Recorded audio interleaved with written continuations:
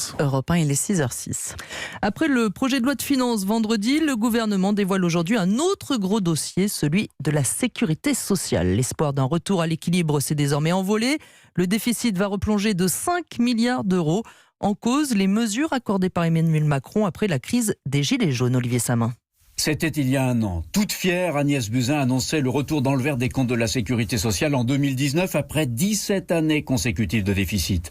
Sauf qu'entre-temps, la crise des Gilets jaunes est passée par là, conduisant au mois de décembre Emmanuel Macron à dévoiler plusieurs mesures d'urgence qui ont eu pour effet de priver la Sécu d'importantes recettes.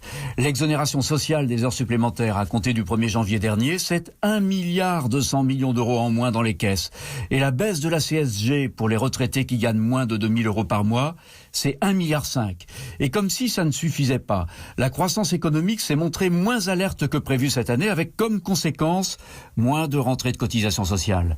Résultat, au lieu de terminer en excédent, la sécurité sociale va replonger en 2019, moins 5,4 milliards. L'an prochain, la croissance risque de ne pas être meilleure et de nouvelles dépenses vont alourdir les comptes. Il va falloir s'y faire. Le retour dans le vert, le gouvernement ne l'annonce plus maintenant que pour 2023. Olivier Samin du service économie d'Europe 1.